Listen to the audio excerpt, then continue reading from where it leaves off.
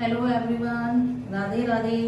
Welcome to edu Hindi classes with your Anju Shri ma'am.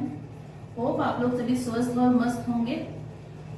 और जैसा कि आप लोग सभी जानते ही हैं कि मैं एड्यू हिंदी चैनल पर ऑल बोर्ड्स हिंदी विषय करवा रही हूँ और इसी जर्नी को आगे बढ़ाते हुए आज मैं शिव मंगल जी सुमन द्वारा लिखी हुई कविता चलना हमारा काम है आप लोगों के लिए लेकर आई हूँ। चलना हमारा काम है बहुत ही अद्भुत और सुंदर प्रेरणादायक कविता है शिव मंगल जी द्वारा लिखी हुई।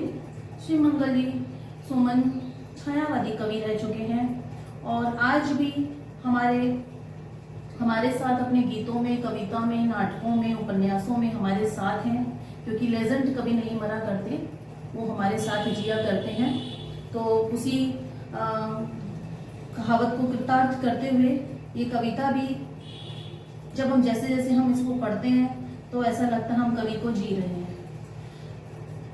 इस कविता में उन्होंने जीवन जीने की जो कला सिखाई है और जो ऐसे ऐसे भावपूर्ण तथ्य हमारे सामने रखे हैं सरल और सहज रूप में और सार्थकता को सिद्ध करते हुए, हम कह नहीं सकते कि ये जो बातें इन्होंने कही है ये सार्थक नहीं है, ये जीवन से कहीं ओतप्रोत नहीं है, ये बिल्कुल लीक से हटकर है। नहीं, सारी बातें ही हम दिनचर्या में, अपने जीवन शैली में और अपने भावों में, अपने जीवन चक्र में उन चीज़ों को महसूस करते हैं। तो उन्हीं चीज़ों को उन्होंने आज की जनरेशन के सामने भी रखा है, हम कह सकते हैं रखा है, क्योंकि जब हम आज पढ़ रहे हैं उनकी कविता को तो आज भी वो अपनी कविता को हमारी भाषा में, हमारी बोली के साथ में आपके सामने रख ही रहे हैं। तो चलिए आइए पढ़ते हैं शिव मंगल जी सुमन द्वारा लिखी हुई कविता चलना हमारा काम है। और इससे पहले प्लीज चैनल को लाइक, सब्सक्राइब और शेयर करना ना भूलें, बेल आइकन प्रेस कर दें। तो चलिए शुरू करते हैं शिव मंगल जी सुमन द्वारा लिखी हुई कविता चलना हमारा काम है। तो शुरू करते हैं शिव मंगल सिंह सुमन जी द्वारा लिखी कविता चलना हमारा काम है। पहले शिव मंगल सिंह सुमन जी का जीवन परिचय लेते हैं और उनसे संबंधित कुछ महत्वपूर्ण बातें जानते हैं। कवि परिचय। डॉक्टर शिव मंगल सिंह सुमन उत्तर छायावादी हिंदी काव्यधारा में शतदल कमल की भांति सुशोभित हैं। शतदल कमल की भांति मतलब कमल के समान 100 दलों से सुशोभित हैं और आज भी सुशोभित हैं। लेजेंड कभी नहीं मरा करते, वो हमारे साथ साथ जीते हैं, हर युग में जीते हैं। हृदय और वाणी के धनी सुमन जी हिंदी के मूर्धन्य कवियों में गिने जाते हैं। वे प्रेम गीतों के मधुर गायक के रूप में जाने जाते हैं। सुमन जी का जन्म अगस्त 1915 को उत्तर प्रदेश के उन्नाव जिले के झगरपुर गांव में हुआ था। वे बचपन में ही ग्वालियर चले गए थे, अतः वहीं उनकी प्रारंभिक शिक्षा संपन्न हुई। तो यहाँ से हम अंडरलाइन कर लेते हैं, सुमन जी का जन्म 14 अगस्त 1915 उत्तर प्रदेश के उन्नाव जिले के झगरपुर गांव में हुआ था।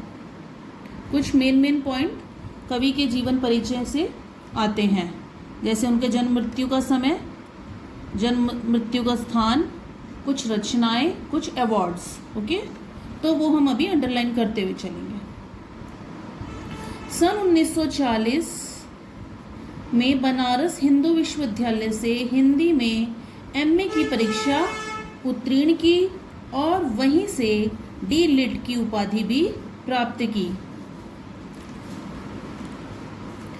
कुछ समय शिक्षण कार्य करने के पश्चात उन्होंने होलकर कॉलेज इंदौर तथा माधव कॉलेज उज्जैन में प्राचार्य के पद पर कार्य किया। कुछ समय नेपाल में भारतीय दूतावास के संस्कृत सचिव भी रही। विक्रम विश्वविद्यालय उज्जैन के कुलपति पद को भी सुशोभित किया। इनकी मृत्यु 27 नवंबर 2000 को हुई। अंडरलाइन कर लीजिए इसको।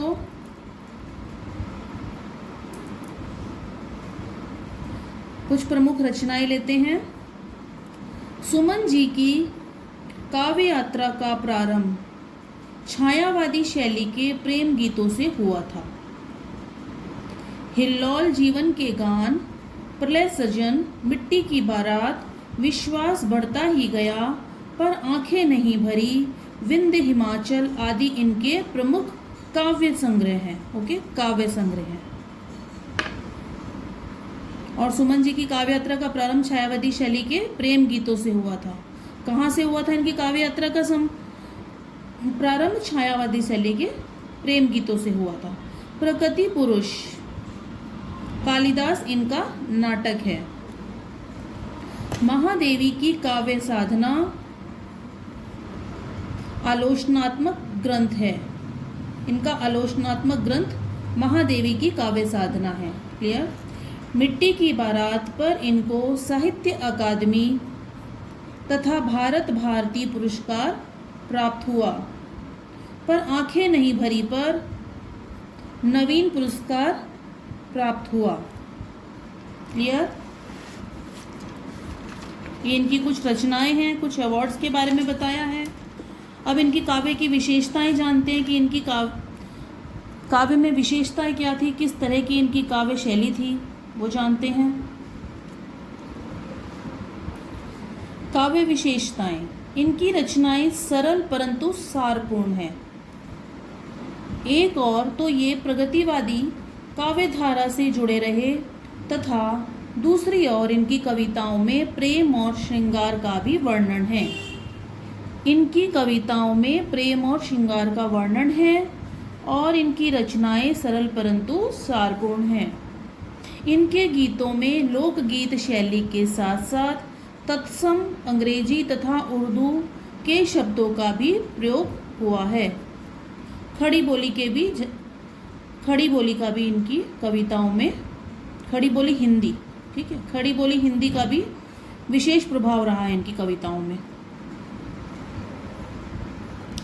साहित्य में इनका स्थान लेते हैं, मतलब साहित्य में जो पूरा लिटरेचर वर्ड है, इनमें इनका स्थान क्या था? सुमन जी का साहित्य में महत्वपूर्ण स्थान है। आप सदैव दुखी मानवता के प्रति संवेदनशील रहे। दुखी मतलब जो दुखी थे, गरीब थे, जो एबल नहीं थे, ठीक है। आप राष्ट्रीय भावनाओं से युक्त रहे, राष्ट्र मतलब देश प्रेम से, तथा नव निर्माण के लिए भी व्याकुल रहे। हिंदी साहित्य में इनका नाम सदैव आदर के साथ लिया जाएगा, ठीक है। और कुछ इनके अवार्ड्स मैंने अलग से पर्सनली ब्रैकेट करके रखे हुए हैं।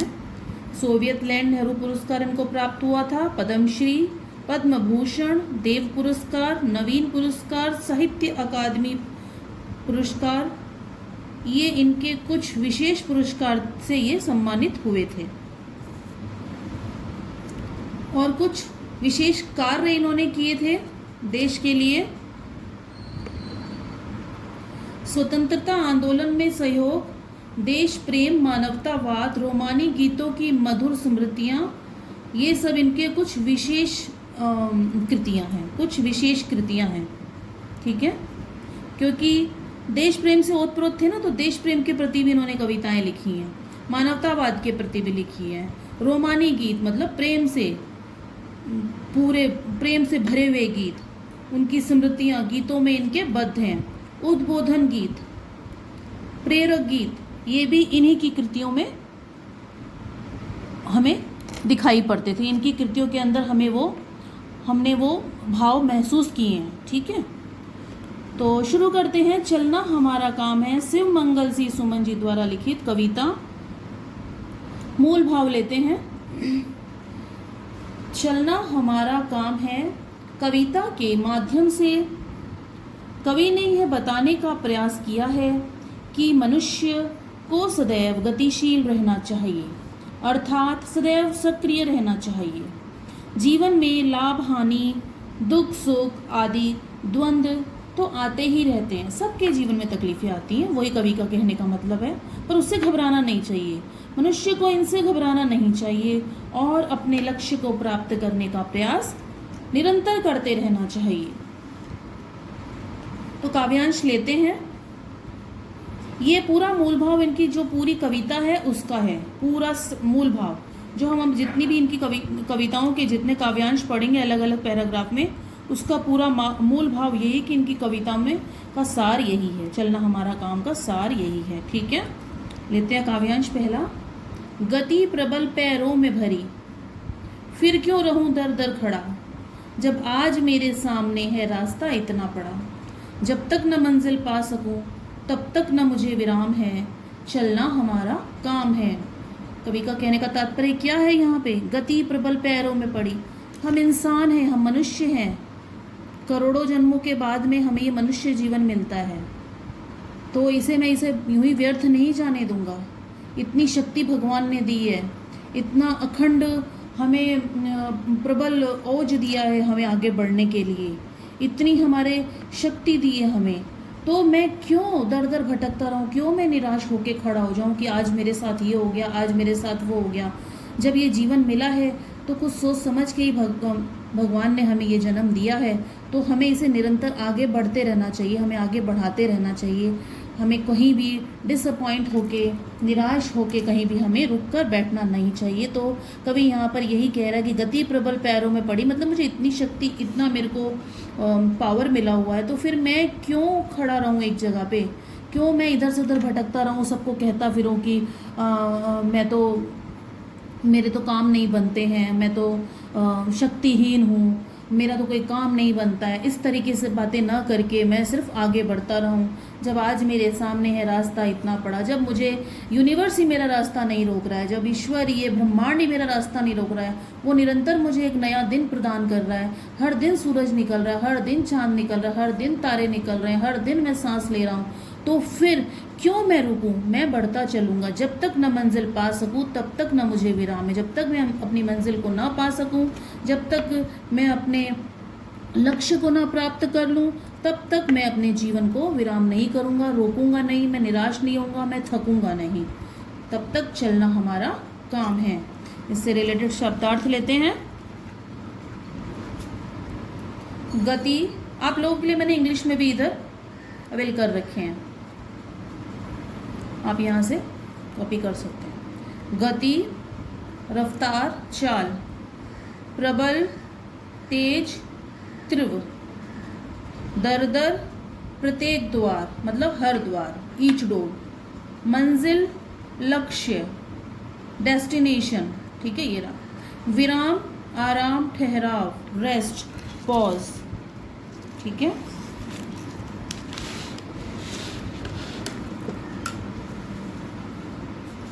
भावार्थ क्या निकलता है, वो ओरल लैंग्वेज में था, अब रिटन लैंग्वेज में लेते हैं भावार्थ। प्रस्तुत कविता में कवि ने निरंतर आगे बढ़ते रहने के लिए प्रेरित किया है। कवि कहते हैं कि यदि हमारे पैरों में चलने के लिए शक्तिशाली गति है तो फिर हम एक जगह क्यों खड़े हों। तात्पर्य यह है कि जब हमारे पास लक्ष्य को प्राप्त करने की क्षमता है तो फिर हमें समय या शक्ति को व्यर्थ नहीं जाने देना चाहिए। जब मनुष्य के पास कोई साधन नहीं होता है तब तो वह कार्य नहीं कर सकता, परंतु जब हमारे पास गति है अर्थात साधन है, फिर भी हमें पीछे नहीं हटना चाहिए। कवि कहता है कि आज जब हमें इतना लंबा रास्ता दिखाई दे रहा है तो फिर हमें चलते ही रहना चाहिए। भाव ये है कि जब मनुष्य के पास लक्ष्य भी है और लक्ष्य को प्राप्त करने के लिए साधन भी है तो उसे रुकना नहीं चाहिए। साधनों को लेकर अपनी मंजिल को प्राप्त करने के लिए चलते रहना चाहिए, क्योंकि चलना हमारा काम है।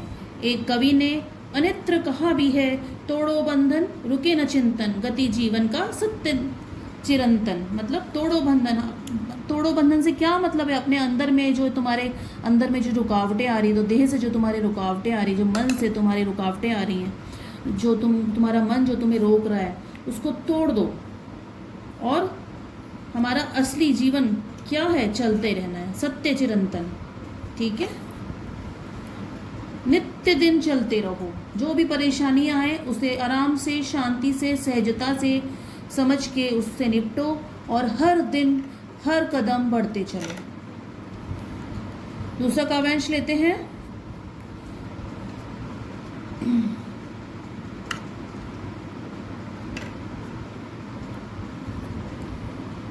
कुछ कह लिया, कुछ सुन लिया, कुछ बोझ अपना बट गया। अच्छा हुआ तुम मिल गई, कुछ रास्ता ही कट गया। कुछ राह में परिचय कहूँ, राही हमारा नाम है। चलना हमारा काम है। कवि का कहने का मतलब यहाँ साफ साफ है, एकदम क्लियर है कि कुछ हमने कह लिया, कुछ कभी हमारा मन भारी हो गया तो उसे दबा के बैठो मत, डिप्रेशन में मत आओ। जैसे कई लोग लाइटें बंद करके, रूम बंद करके एकदम बैठ जाते हैं, निराश हो जाते हैं अपने जीवन से कि हमारा तो काम बनता ही नहीं है। नहीं, आप अपनी बात किसी को सुन कह दो और किसी अपना हल्का कर लो और किसी को हल्का कर दो, किसी की सुन लो। इससे क्या होता है, कुछ उनका बोझ हल्का हो गया, कुछ आपका बोझ हल्का हो गया। इस तरीके से रास्ते की रुकावट हट गई। वो बोझ ही तो रुकावट था, वो मन का भ्रम ही तो रुकावट था, वो रुकावट हट गई। अब जब दिल साफ हो गया, मन साफ हो गया, क्लियर हो गया, तो हल्का फील कर रहे हैं, तो फिर निरंतर आगे बढ़ो। वो कहते हैं अच्छा हुआ तुम मिल गई। रास्ते में कई दोस्त मिल जाते हैं हमें इस तरीके से, हमारा दुख सुख आपस में बांटने के लिए हमें कई साथी ऐसे मिल जाते हैं। ठीक है, तो वो अच्छा होता है ना हमारे लिए कि वो हमें मिल जाते हैं, वो उनसे हमारा रास्ता कुछ समय के लिए अच्छा कट जाता है, हमें अकेलापन फील नहीं करते हैं। जैसे हम कहीं सफ़र करते हैं, ट्रेन में सफ़र करते हैं, और ट्रेन में हमें जनरल में या 3 टायर में, 3-2 में करते हैं। AC 1 में तो सबका अपना पर्सनल ही होता है, लेकिन हम जनरल में करते हैं, बस में करते हैं, कहीं भी करते हैं, हमें कुछ ऐसे हमारे मित्र मिल जाते हैं, कुछ हमें ऐसे मुसाफिर मिल जाते हैं हमें अपने उसमें कंपार्टमेंट में, जो वो सिर्फ ट्रेन तक के सफ़र के लिए हमारे साथ होते हैं। और इनसे इतना प्रेम हो जाता है, हम इतनी घुल मिल के कभी कभी बातें करने लग जाते हैं, कभी कभी हमारे रिश्ते भी निकल आते हैं, कभी कभी रिश्ते जुड़ भी जाते हैं। लेकिन वो सफ़र सिर्फ ट्रेन तक का ही होता है, खाना पीना मौज करना और फिर अपने अपने राह पे निकल जाना। तो ये जीवन क्या है, ये जीवन एक ट्रेन ही है। इसमें कभी कोई चढ़ेगा, कभी कोई चढ़ेगा, कभी कोई मिलेगा, कभी कोई मिलेगा, सब मिलेंगे। सबसे हंसो बोलो, सबसे मिलो, सबसे हंस के बात करो, अपना दुख सुख बांटो, लेकिन उसे बांध के मत रखो। ना आप बंधो ना उन्हें बांधो। कोई एक्सपेक्टेशन मत रखो उनसे कि वो आपका डेस्टिनेशन तक आपका साथ देगा। नहीं, डेस्टिनेशन तक तो आपको अकेले ही जाना होगा। पर जिसने जितना साथ दिया उसका शुक्रिया कहना आना चाहिए। शुक्रिया कहते चलो, थैंक यू बोलना आता है ना, थैंक यू कहते चलो सबको। शुक्रिया दोस्त, आपने जितना साथ दिया, शुक्रिया दोस्त। ठीक है, क्योंकि हमारा काम क्या है, मंजिल तक बढ़ना, हमें रुकना नहीं है, हमें चलते रहना है। ठीक है, उसके मिलने से हमारा क्या हुआ, बस हमारा रास्ता थोड़ा अच्छे से कट गया। उस रास्ते में जो दुख सुख थे हमें पता ही नहीं चला कब आए कब चले गए, बस हम तो अपनी मंजिल के आसपास ही कहीं पहुंच गए। नहीं पहुंचे तो फिर कुछ दोस्त मिल जाएंगे, फिर वो हमारा रास्ता आगे तक, हमारा हाथ बढ़ा के आगे तक ले जाएंगे, कुछ हम उनका हाथ बढ़ा के ले जाएंगे। क्या राह में परिचय कहूँ, राही हमारा नाम है। मतलब मैं क्या राह में उनसे अपना परिचय बनाऊँ, उनसे कोई ऐसी दोस्ती नहीं बनानी है हमें कि, लेकिन वो हमारे राहगीर हैं। ठीक है, तो हमारा चलना हमारा काम है। शब्दार्थ लेते हैं। कितनी बड़ी बात और कितनी सहज तरीके से इन्होंने कितनी अच्छे से इतनी सार्थक बात को कह दिया। ये बातें ऐसे ही नहीं कही जाती हैं, ये जीवन का सत्य है। ये बातें, यही सत्य है जीवन का। मैंने गिरधर की कुंडलियाँ पढ़ाई आप लोगों को, कितना सुंदर, कितने अच्छे तरीके से सारी बातें रखी हुई थी उसके अंदर में गिरधर जी ने। और इसमें शिवमंगल से सुमन जी ने भी जीवन जीने की कला ही सिखाई है, प्रेरक ही है ये। इसमें भी उन्होंने जीवन जीने का सत्य हमारे सामने रखा है कि यही जीवन है, आपको चलते रहना है, निरंतर ये गति है। सूर्य कभी रुकता नहीं, चांद कभी थकता नहीं, तारे कभी डगमगाते नहीं, तो फिर हम क्यों परेशान हो जाते हैं अपने जीवन की छोटी छोटी परेशानियों से। हमें बिल्कुल नहीं घबराना चाहिए। यही तो एक्सपीरियंस होंगे हमारे आगे जाके, यही तो बॉक्स इकट्ठा करना है। शब्दार्थ लेते हैं। बोझ, भार, पथिक, राही, परिचय, जानकारी। रिटन लैंग्वेज में भावार्थ लेते हैं।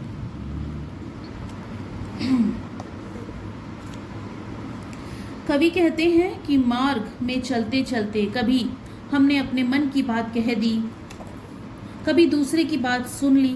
तात्पर्य यह है, एक दूसरे से मिलकर हम जीवन की राह पर चलते रहे, जिससे मन का बोझ अर्थात दुख आपस में बढ़ गया।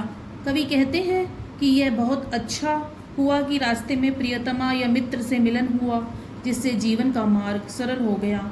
जब आपस में सब मिल जाते हैं तो दुख कम तथा सुख ज़्यादा हो जाते हैं। साथी के मिलने पर दुख कम लगने लगता है, क्योंकि वह दुख बढ़ जाता है और प्राप्त होने वाला सुख 100 गुना हो जाता है। कवि कहता है कि जीवन की इस राह में क्या परिचय दिया जाए, कोई विशेष परिचय नहीं है हमारा नाम राही है तथा निरंतर चलते रहना और चल कर अपनी मंजिल प्राप्त करना ही हमारा काम है। तात्पर्य यह है कि जीवन के रास्ते में चलते चलते हमें बहुत से राही मिल जाते हैं, जिनके साथ अपने सुख दुख बांटते हैं और हमारा रास्ता आसानी से कट जाता है।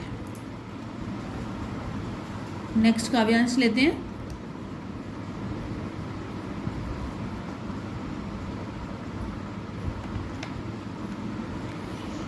जीवन अपूर्ण लिए हुए, पाता कभी खोता कभी, आशा निराशा से घिरा, हंसता कभी रोता कभी, गति मति न हो अवरुद्ध, इसका ध्यान आठों याम है, चलना हमारा काम है।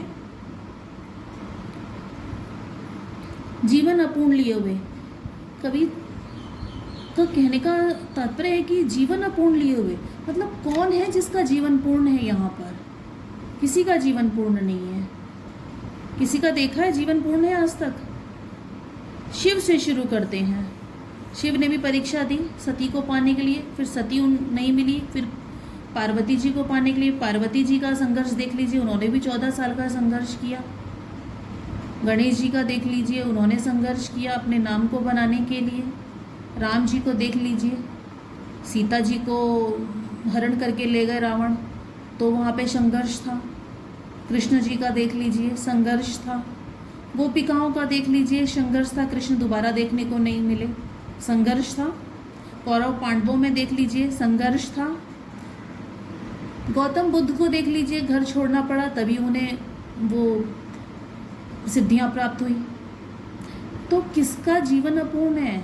किसी का जीवन अपूर्ण नहीं है, किसी का जीवन पूर्ण नहीं है, सब अपूर्ण है, सब आधे अधूरे हैं। और आधे अधूरे चीज़ें ही तो अच्छी होती हैं। जब तक अंडा फूटेगा नहीं, उसमें से कैसे निकलेगा एक प्राणी, एक जीव नया कैसे निकलेगा? जब बीज नहीं फूटेगा तो पौधा कैसे निकलेगा? जब धरती नहीं फटेगी तो पेड़ आगे कैसे बढ़ेगा? तो फिर हर अधूरेपन में, हर विनाश में एक नव निर्माण लिखा होता है, छुपा होता है।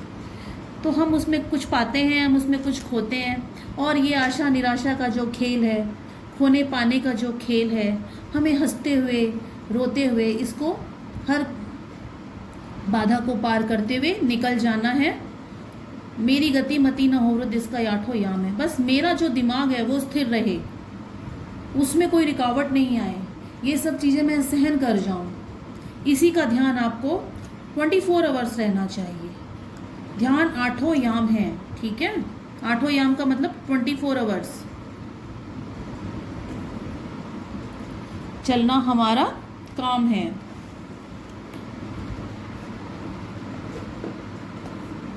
शब्दार्थ लेते हैं।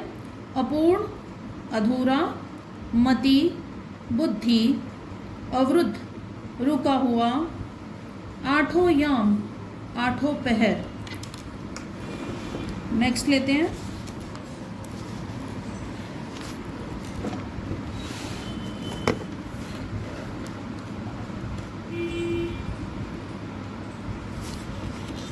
अब राइटिंग लैंग्वेज में भावार्थ लेते हैं कविता का। बहुत खूबसूरत कविता है, बहुत खूबसूरत। जितनी बार मैं पढ़ती हूँ उतनी बार मैं इसमें बनती चली जाती हूँ, जितनी बार मैं पढ़ती हूँ। कवि कहता है कि यह जीवन की यात्रा कभी पूर्ण नहीं होती। ये कविता हर बार मेरे अंदर एक नया साहसिक उत्साह भर देती है। जीवन में हमें कभी भी बहुत कुछ प्राप्त होता है और कभी हमें बहुत कुछ खो भी देते हैं।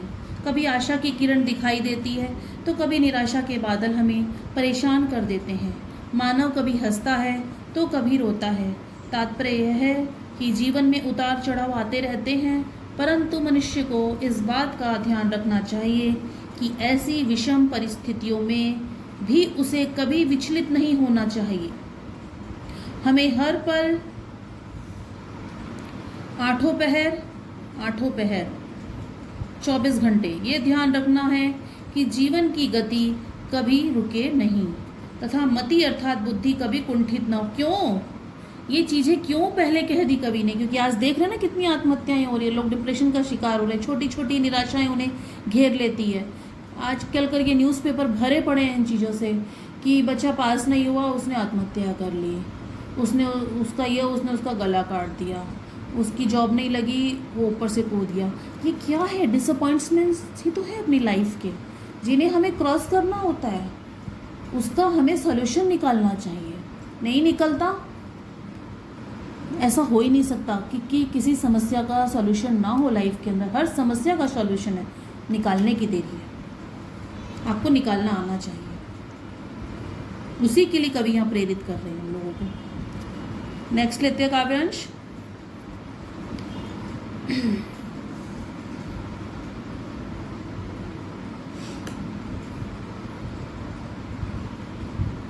इस विशद विश्व प्रवाह में किसको नहीं बहना पड़ा, सुख दुख हमारी ही तरह किसको नहीं सहना पड़ा। फिर व्यर्थ को कहता फिरूं मुझ पर विधाता वाम है, चलना हमारा काम है। सेम वही चीज़ जो हमने पहले पैराग्राफ में पढ़ी कि संसार में हर व्यक्ति को इस दुख के प्रवाह में, इस जीवन के प्रवाह में बहना है, बढ़ते रहना है, चलते रहना है। सबको यहाँ पे दुख सुख है, कोई ऐसा प्राणी नहीं है जिसको यहाँ सुख दुख नहीं है। जो इस जीवन की नैया में बैठा हुआ है वो उसकी झोली में सब कुछ आएगा, सुख दुख सब आएगा। पर हम ये नहीं कह सकते कि ईश्वर हमारे साथ नहीं है, यूनिवर्स हमारे साथ नहीं, ब्रह्मांड हमारे साथ नहीं है, ऐसा हम कह ही नहीं सकते। अगर वो हमारे साथ नहीं है तो हमारा शरीर चल ही नहीं सकता ना। इस शरीर में अगर कोई पावर, एक शक्ति है वो चल रही, तो इसका मतलब यूनिवर्स हमारे साथ है, ईश्वर हमारे साथ है, वो हमें चलाना चाहता है। ठीक है, फिर हम क्यों कहते फिरें कि विधाता हम पर वाम है, कि भगवान हमको देखता ही नहीं है, वो उसने मुख मोड़ रखा है मुझसे। ठीक है, क्योंकि हमें इन सब नेगेटिव बातों से दूर होके हमारा काम सिर्फ चलना है, चलना हमारा काम है। शब्दार्थ लेते हैं। विशद, विस्तृत, विश्व, संसार, प्रवाह, बहाव, व्यर्थ, बेकार, विधाता, ईश्वर, वाम, विरुद्ध। राइटिंग लैंग्वेज में लेते हैं। कवि कहते हैं कि संसार के बहाव में हर जीव को बहना पड़ता है।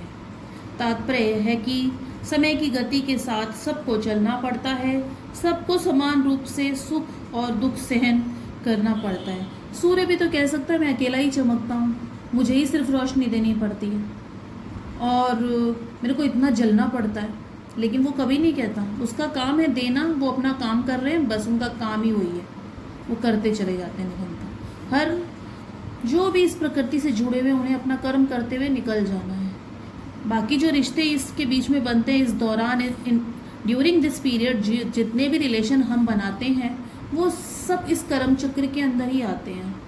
तो उनमें वो कहते हैं ना, बंधनों में बंधो, गीता पढ़ी होगी, वही चीज़ें हैं। वहाँ पे थोड़ा और डिटेल्ड में बताया हुआ, यहाँ मैं शॉर्ट में आपको बता रही हूँ। और शिव मंगल से सुमन जी ने भी अपनी बातों में कहीं कहीं वही चीज़ें रखी हैं, क्योंकि हम गीता से कहीं अछूते नहीं हैं, हम इस जीवन से कहीं अछूते नहीं हैं। और जीवन क्या है? गीता है।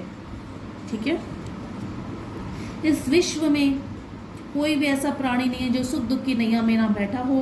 फिर यदि जब हम पर दुख आता है, हम ऐसा क्यों कह रहे हैं कि ईश्वर हमसे नाराज है?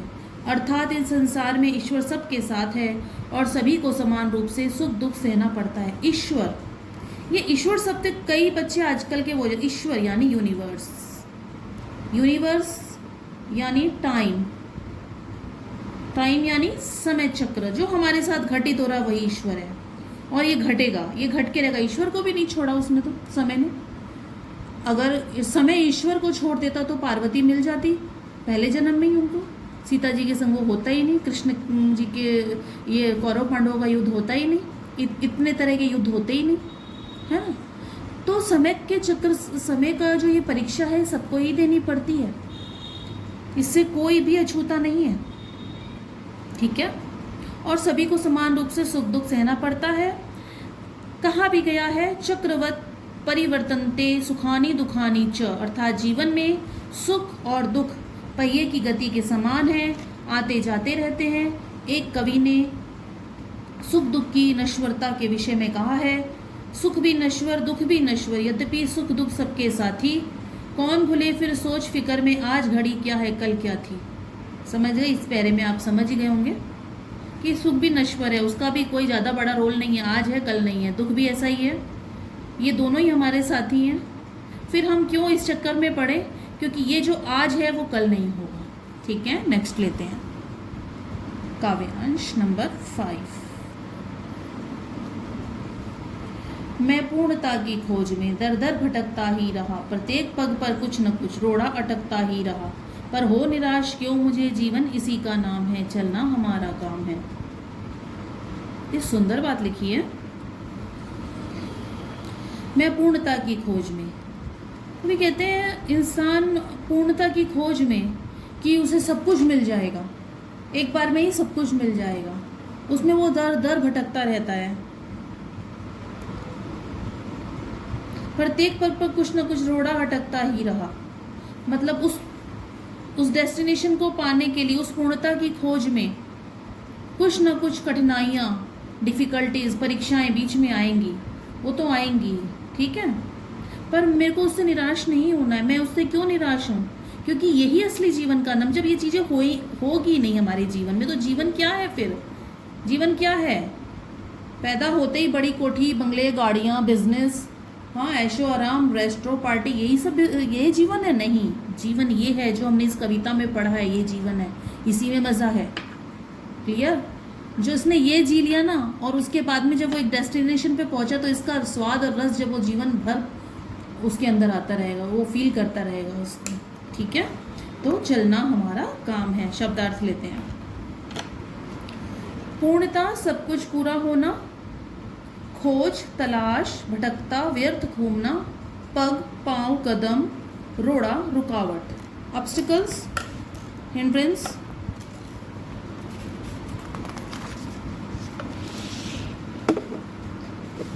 राइटिंग लैंग्वेज में भावार्थ लेते हैं। कवि कहते हैं कि प्राणी पूर्णता को प्राप्त करने के लिए इधर उधर भटकता रहता है। भाव यह है कि हम प्रसन्नता तथा और अधिक प्राप्त करने के लिए हर पल प्रयास करते रहते हैं। उस खुशी को प्राप्त करने के मार्ग में हमारे सामने अनेक मुश्किलें भी आती रहती हैं, पर हमें निराश नहीं होना चाहिए, क्योंकि संघर्ष ही जीवन का दूसरा नाम है। संघर्ष के बिना आदमी बनता ही नहीं है। जब तक आप संघर्ष नहीं करेंगे आप कुछ नहीं बन पाएंगे। संघर्ष करके जो बना वो जानता है कि जीवन क्या है, वो मज़ा क्या है, वो रस क्या है, ठीक है। ये जितने बड़े बड़े खिलाड़ी हैं, कुछ एक्ट्रेस हैं, बड़े बड़े पॉलिटिशियंस हैं, बड़े बड़े लेजेंड्स हैं, बड़े बड़े साधु संत, इन्होंने जो पाया है आज वो ऐसे ही नहीं पाया है। बहुत तप करना पड़ता है, बहुत संघर्ष करना पड़ता है। शून्य से शुरू होके ये यहाँ तक की जो इनका ये सफ़र है, ये ऐसे ही नहीं तय करते। शून्य से शून्य की ओर ही जाना होता है, पर ये छोटे शून्य से बड़े शून्य की ओर जाना होता है, सिर्फ इतना ही सफ़र है। यह जीवन तो सुख दुख की आँख मिचोली है। हमें ऐसी विषम परिस्थिति में निराश हुए बिना अपने लक्ष्य की ओर चलते रहना चाहिए, क्योंकि चलना हमारा काम है, निरंतर प्रयत्नशील रहना हमारा कर्तव्य है। क्यों कर्तव्य है? क्योंकि जब यूनिवर्स ने हमें एक बीज रूप में इस धरा पर भेजा है, तो हमारी भी रिस्पॉन्सिबिलिटी बनती है कि हम अपना कर्तव्य निभा के जाएं और हम इसे पूर्ण रूप से, अच्छे रूप से, सही तरीके से सदकार्य करते हुए, निभाते हुए अपने इस कार्य को, अपनी इस रिस्पॉन्सिबिलिटी को अच्छे से पूर्ण करके जाएं, निभा के जाएं इस कार्य को, ताकि उनको शिकायत ना रहे। ऊपर वो जो हेडमास्टर जो बैठे हैं, प्रिंसिपल बैठे हैं, उनको शिकायत नहीं होनी चाहिए हमसे, पूरे मार्क्स नहीं मिलते, मार्क्स कट जाएंगे हमारे। काव्यांश। कुछ साथ में चलते रहे, कुछ बीच ही से गिर गए, फिर गति ना जीवन की रुकी, जो गिर गए सो गिर गए, चलता रहे हरदम उसी की सफलता अविराम है। चलना हमारा काम है। कभी सेम फिर वही चीज़ कह रहे हैं कि कुछ साथ में चलते रहे, हमारे सफ़र में कुछ हमारे साथ आएंगे, कुछ रास्ते से ही वापस चले जाएंगे, कुछ बीच से ही फिर चले जाएंगे। वो कहेंगे भाई हमारा सफ़र तो यहीं तक का है। हो सकता है मुंह बना ले, हो सकता है फ़ोन उठाना बंद कर दे, हो सकता है कि कभी वापस घूम कर ना आए, आपकी बातों का जवाब ना दे, आपके मैसेज का जवाब ना दे। इसका मतलब ये नहीं कि वो हमारे साथ नहीं है, वो दिल से हमारे साथ हैं, लेकिन वो हमारे पग पर हमारे साथ नहीं चल सकते, हमारे डेस्टिनेशन तक हमारे साथ नहीं चल सकते। उनका आशीर्वाद हमारे साथ है, उनकी पूरी जो फीलिंग्स है हमारे साथ होती है, लेकिन वो उस पथ तक हमारे साथ नहीं चल सकते। इसलिए हमें उन्हें गलत नहीं समझना चाहिए, उससे हमें अपनी जीवन की गति को रोकना नहीं चाहिए, क्योंकि जो चले गए, पेड़ के पत्ते गिरते हैं तो क्या पेड़ बढ़ना बंद कर देता है? नहीं, नए पत्ते आएंगे, नए पत्ते फिर हरियाली लेकर आएंगे, नए तने आएंगे। ठीक है, तो चलता रहे हरदम उसी की सफलता अभिराम है, जो रुकता नहीं, हर पल एक शत चलता रहता है, निरंतर चलता रहता है। उसे आंधी तूफान, पतझड़, बरसात का मौसम, ये सब उसे रोकते नहीं हैं। वो अपने पथ पर चलता ही रहता है और एक दिन अपने डेस्टिनेशन पे पहुंच जाता है, क्योंकि उसका काम क्या था? चलना हमारा काम है। वो चलता रहा निरंतर, इसीलिए वो अपने डेस्टिनेशन पर पहुंच गया और उसने माउंट एवरेस्ट पे झंडा फहरा दिया। ठीक है, जो चलता रहेगा वही तो झंडा फहराएगा, कि ऐसे ही झंडा फहरा देंगे? चले शब्दार्थ लेते हैं।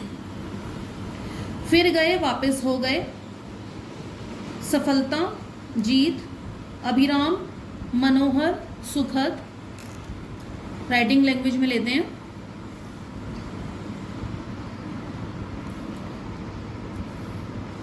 कवि कहते हैं कि जीवन की डगर पर बढ़ते समय हमें कुछ लोग ऐसे मिलते हैं जो जीवन पर्यंत हमारा साथ निभाते हैं, और कुछ लोग बीच में ही छोड़कर चले जाते हैं। परंतु किसी के रुकने से या किसी के जाने से जीवन की गति पर कोई प्रभाव नहीं पड़ता है। जीवन निरंतर चलता ही रहता है।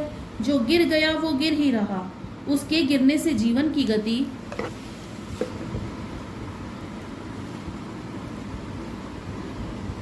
पर कोई प्रभाव नहीं पड़ा।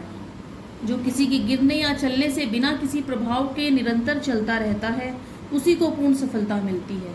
भाव यह है कि हमें विषम परिस्थितियों में भी अपनी जीवन की यात्रा को छोड़ना नहीं चाहिए, निरंतर चलते रहना चाहिए, तभी हम सफलता प्राप्त करते हैं। क्लियर? तो आज की शिवमंगल सिंह सुमन जी द्वारा लिखित इतनी सुंदर कविता, भावपूर्ण कविता चलना हमारा काम है, उसको हम अभी यहीं पॉज करते हैं क्योंकि कंप्लीट हो चुकी है।